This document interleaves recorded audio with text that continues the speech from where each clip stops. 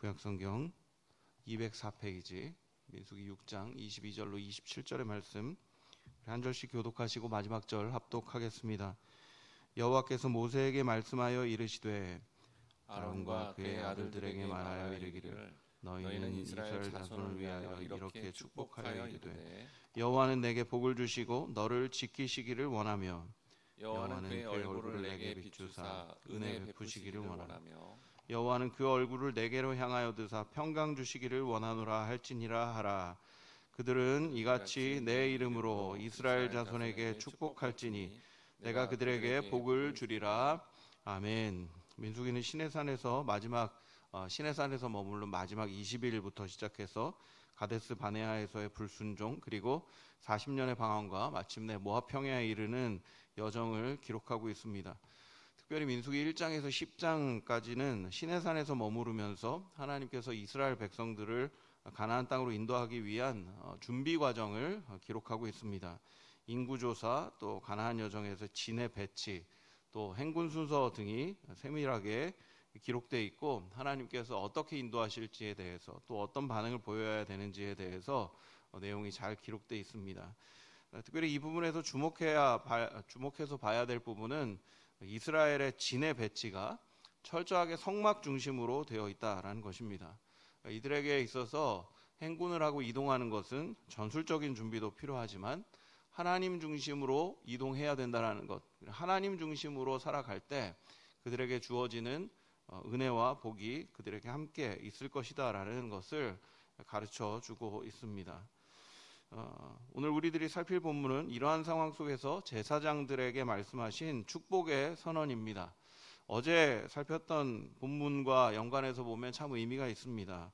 어제는 나실인에 대한 규례를 한번 살펴보셨을 텐데 나실인이 하나님께 어떻게 구별되어야 하는지를 보여준다는 것을 생각한다면 우리가 어떻게 구별되었을 때 하나님을 중심으로 살아갈 때 하나님은 어떤 복을 주시는가로 이해하면 오늘 주시는 말씀이 굉장히 큰 의미를 갖는다 생각을 합니다.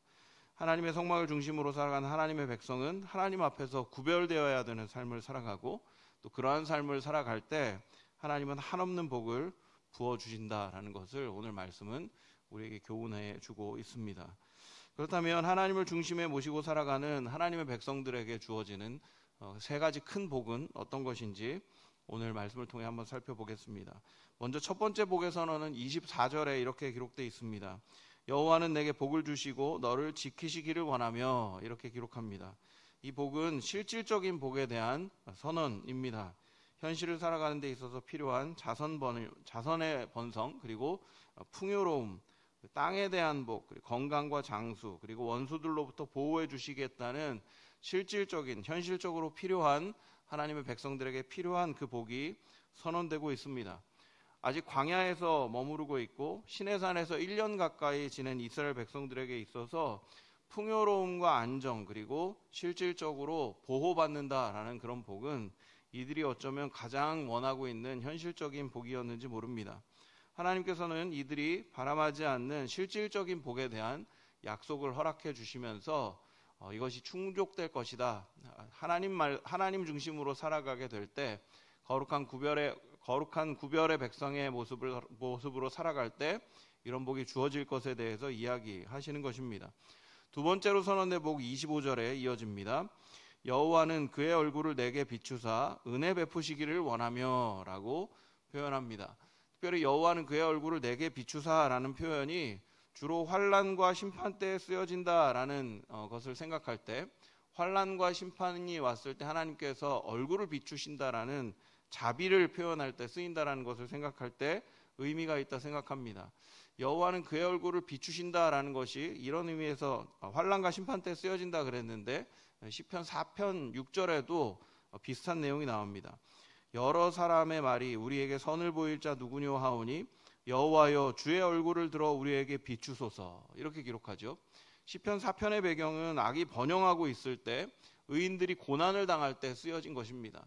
사람들이 조롱합니다. 야, 선한 게 어디 보이냐? 악한 게 번영하고 있는데 이렇게 조롱을 당하고 악인들은 번영을 하고 의인들이 어려움을 당하는 그 시기에 어떻게 기도합니까? 주의 얼굴을 들어 우리에게 비추소서. 얼굴을 우리에게 비추소서 기도합니다. 힘들고 어려울 때, 고난과 어려움이 찾아왔을 때 하나님께서 우리를 쳐다봐 주시는 것, 우리에게 얼굴을 비춰주시는 것, 그것이 바로 하나님께서 베풀어 주실 자비입니다. 그 자비의 실체를 은혜라고 얘기하고 있는 것이죠. 이스라엘 백성들이 이제 가나안 땅으로 가기 위해서 광야를 지나가는 과정은 사실은 위협과 어려움의 과정일 수 있습니다. 생명의 위협을 받을 수 있죠. 또 여러 들짐승에 대한 어려움도 있고, 또 그냥 노출된 채로 이동하고 있기 때문에 적들이 공격을 하는 여러 어려움도 만날 수 있습니다. 하지만 하나님께서 선언하시는 겁니다. 그렇게 어렵고 힘들 때 하나님께서 얼굴을 들어 그들을 비춰 보시겠다라는 겁니다. 그들에게 자비를 베풀어 주시겠다는 겁니다. 그들에게 은혜를 베풀어 주실 것이라는 겁니다. 그러니까 어렵고 힘든 과정을 지나더라도 성막 중심으로, 하나님 중심으로 살아가라라고 격려하고 있는 것입니다. 세 번째로 선언된 복 26절에 이렇게 기록합니다. 여호와는 그 얼굴을 내게로 향하여 드사 평강 주시기를 원하노라 할지니라 하라. 이렇게 얘기합니다. 한 주석가는 이 부분을 이렇게 해석했습니다. 하나님이 사랑스럽고 흡족한 표정을 지으며 웃어주신다라고 표현했습니다. 그러니까 이거는 뭐 좀 앞절과 굉장히 표현이 유사하긴 합니다만은 좀 다른 것이, 힘들고 어려운 상황에 대해서 이야기하는 것이 아니라 완전한 평안을 누리는 상황에 대해 이야기한다는 거죠. 하나님께서 이스라엘 백성들에게, 그의 백성들에게 주시고자 하는 근본적이고 또 완전한 복에 대해서 이야기하고 있다는 것입니다. 특별히 이 평강이라는 표현이 평화라는 단어하고 많이 이렇게 왔다 갔다 하면서 쓰이는데요. 그 실체가 레위기 26장 6절에 구체적으로 기록되어 있습니다. 레위기 26장 6절은 이렇게 기록합니다. 내가 그 땅에 평화를 줄 것인즉 너희가 누울 때 너희를 두렵게 할 자가 없을 것이며 내가 사나운 짐승을 그 땅에서 제할 것이요 칼이 너희의 땅에 두로 행하지 아니할 것이며 라고 얘기합니다. 하나님께서 이스라엘 백성들에게 이야기하신 그 평강의 실체가 이런 겁니다.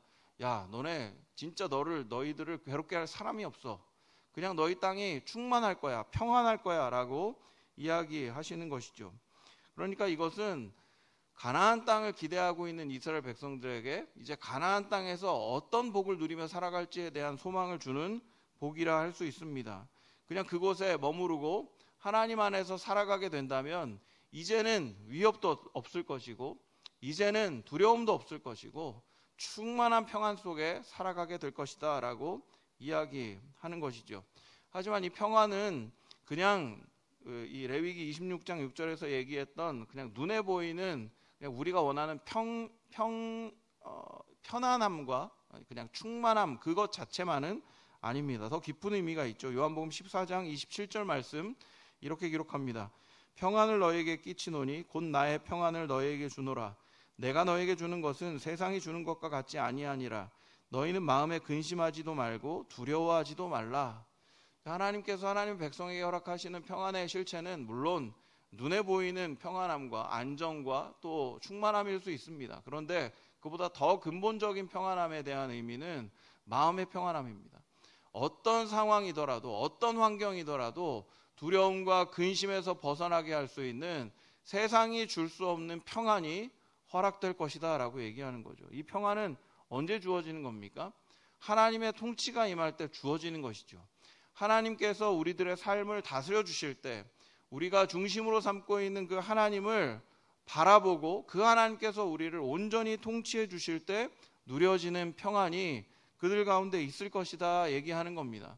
가나안 땅은 하나님이 다스려 주시는 땅이 될 것입니다.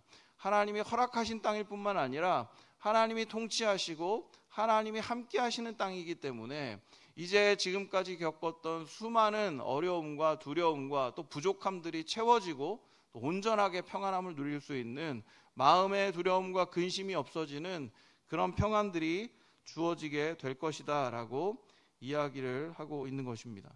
참 놀라운 복이죠. 현실적인 것에 대한 복의 선언일 뿐만 아니라 앞으로 닥쳐올 어려움에 대한 복의 선언도 있고 또 실질적으로 우리가 바라고 있는 하나님의 나라에 대한 소망까지 그곳에서 누려지게 될 복까지 선언되고 있으니 참 놀라운 복이라 아니할 수 없습니다. 그렇다면 이 복은 어떤 존재들에게 주어지는 걸까요? 왜 하나님의 백성이라는 이유 때문에 그냥 이들에게 그냥 주어지는 겁니까? 왜 이런 복이 하나님의 백성들에게 선언되는 것일까요? 27절 말씀이 그 답을 주고 있다 생각합니다. 27절 이렇게 기록합니다. 그들은 이같이 내 이름으로 이스라엘 자손에게 축복할지니 내가 그들에게 복을 주리라. 우리 말로 번역되어 있는 성경을 보면 내 이름으로 이렇게 축복을 하면 너희들이 이런 복을 받을 거야, 이런 개념으로 좀 읽혀지기는 합니다만은 히브리어를 직역을 하면 이런 의미를 갖습니다. 여호와의 이름을 그 자손 위에 둔다라고 번역합니다. 그러니까 크게 차이가 없는 것처럼 보이죠. 하지만 의미가 굉장히 다릅니다.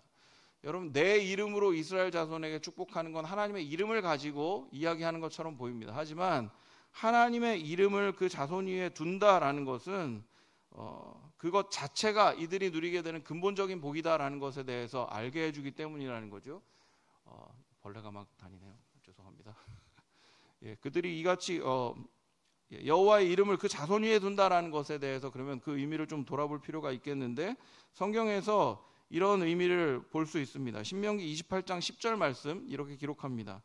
땅의 모든 백성이 여호와의 이름이 너를 위하여 불리는 것을 보고 너를 두려워하리라 라고 얘기합니다. 그러니까 여호와의 이름이 그 백성 위에 있다라는 것은 그냥 그 이름을 가지고 복을 준다라는 수준이 아니라 여호와의 이름이 그들 백성 위에 있는 것을 보고 사람들이 하나님으로 인해서 이들 두려워하게 될 것이다 라고 얘기하는 겁니다. 하나님이 함께 하시고 하나님의 소유된 백성이기 때문에 그것 자체 때문에 백성들이 두려워하게 되고, 하나님의 소유되었기 때문에 이들이 그 세 가지 복을 누릴 수 있게 될 것이다 라고 이야기를 합니다. 신명기 12장 5절 또한 이렇게 표현합니다. 오직 너희의 하나님 여호와께서 자기의 이름을 두시려고 너희 모든 지파 중에서 택하신 곳인 그 계실 곳으로 찾아 나아가서 라고 기록합니다. 하나님께서 그들을 찾아가셨습니다. 그리고 찾아가신 이유가 뭡니까? 자신의 이름을 그들 위에 두시려고 라고 얘기합니다. 하나님의 소유된 백성이 누리게 되는 큰 권한 중에 하나, 하나님의 이름을 가지게 되는 겁니다. 그 하나님의 이름을 가지고 살아갈 수 있게 되는 겁니다. 하나님께서 찾아가 주셔서 자신의 이름을 그의 백성에게 허락해 주셨습니다. 또 그 이름이 허락되어져 있다는 것, 그 이름이 그 자손 위에 있다라는 것에 중요한 의미는 요한계시록 14장 1절에도 기록되어 있습니다. 또 내가 보니 보라, 어린 양은 시온산에 섰고 그와 함께 14만 4천이 서 있는데 그들의 이마에는 어린 양의 이름과 그 아버지의 이름을 쓴 것이 있더라 라고 기록합니다. 하나님의 백성 자손 위에 이름이 주어졌다라는 것은 그들의 이마에 그들의 하나님의 이름이 쓰여진 것과 같다라고 얘기하는 거죠. 여러분, 이건 어떤 의미를 가지고 있습니까? 하나님이 인치셨다라는 겁니다. 하나님의 백성으로 인치셨다라는 겁니다.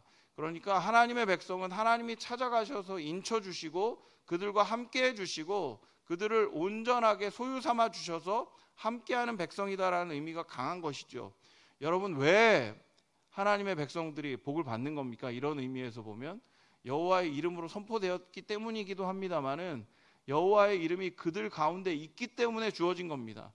그냥 은혜로 주어진 겁니다. 무슨 자격이 있어서 이들이 복을 받은 것이 아니라는 거죠. 하나님이 찾아가시고 스스로 그들을 하나님의 백성으로 소유 삼아 주시고 그들의 이마에 자신의 이름을 새겨 주셔서 모든 민족 위에서 하나님의 백성이 어떤 존재인지 어떤 복을 받는지 알게 하시고, 그래서 열방이 그들을 바라보며 두려워하게 하시겠다라고 말씀해 주고 있는 겁니다. 그냥 하나님께서 우리를 소유 삼아 주셨기 때문에 우리가 이런 놀라운 복을 누리게 된 것이다 라고 성경이 이야기하고 있는 것이죠. 사랑하는 여러분, 우리 또한 하나님의 이름이 우리 가운데 있다는 것들을 기억할 필요가 있다 생각합니다. 우리가 무슨 자격이 있어서 하나님의 복을 받는 존재가 아닌 것이죠. 우리가 뭘 잘했기 때문에 하나님이 우리를 찾아와 주셔서 하나님의 백성 삼아 주신 것이 아닙니다. 아무 자격도 없고 아무 능력도 없고 보잘것없고 죄인일 뿐이지만 하나님이 우리를 찾아와 주셔서 예수 그리스도의 이름으로 우리를 자신의 백성으로 자신의 자녀로 인쳐주시고 소유 삼아 주셨습니다. 그러하기 때문에 현실의 문제들, 앞으로 다가오게 될 어려운 문제들, 그리고 앞으로 우리가 온전히 누리게 될 하나님 나라에 대한 소망도 누리게 된 것입니다. 민수기에서 선언된 제사장의 선언은 단지 광야에 떠돌게 되는 이스라엘 백성들을 향한 위로의 말씀일 뿐만 아니라 이 땅에서 나그네 생활을 하고 있는 우리 가운데에도 주어진 위로와 참된 복에 대한 선언이다라는 것을 마음에 새기는 귀한 시간이 되길 원합니다. 우리가 하나님의 소유되었기 때문에, 하나님께서 일방적으로 은혜를 베풀어 주셨기 때문에 우리가 이 땅 가운데 살아갈 힘과 능력을 얻게 된다는 것을 기억하는 시간이 되길 원합니다. 복의 근원, 참 근원 되시는 하나님을 구하고 하나님의 소유된 그 기쁨들을 가지고 하루하루를 살아내고 또 그런 백성답게 살아가기로 결단하는 우리 모두가 되기를 주님의 이름으로 축원드립니다. 함께 기도하겠습니다. 사랑과 은혜가 충만하신 하나님 아버지, 아무것도 아닌 우리들을 찾아와 주셔서 여호와의 이름으로 우리를 당신의 자녀 삼아 주시니 참 감사를 드립니다. 당신의 자녀 되었기에, 당신의 이름이 우리의 이마에 새겨졌기에 우리가 주님께서 허락하시는 현재적인 복과 미래적인 복과 궁극적인 복을 소유하게 되었음을 기억합니다. 하나님, 하나님께서 베풀어 주신 그 은혜를 기억하며 이 땅 가운데에서 주님의 백성다운 모습으로 살아갈 수 있도록 하나님 은혜를 베풀어 주옵소서. 우리가 주님의 소유되었기에 이 땅 가운데에서도 주님의 통치를 받아가며 통치 가운데 살아가며 이 세상 가운데 하나님의 나라를 선포하며 살아내는 귀한 주님의 백성 되길 원합니다. 주님께서 우리와 함께해 주시고 또 우리 가운데에서 은혜를 베풀어 주시옵소서. 늘 동행해 주시고 은혜 베풀어 주실 줄 믿사오며 예수님의 이름으로 기도드립니다. 아멘.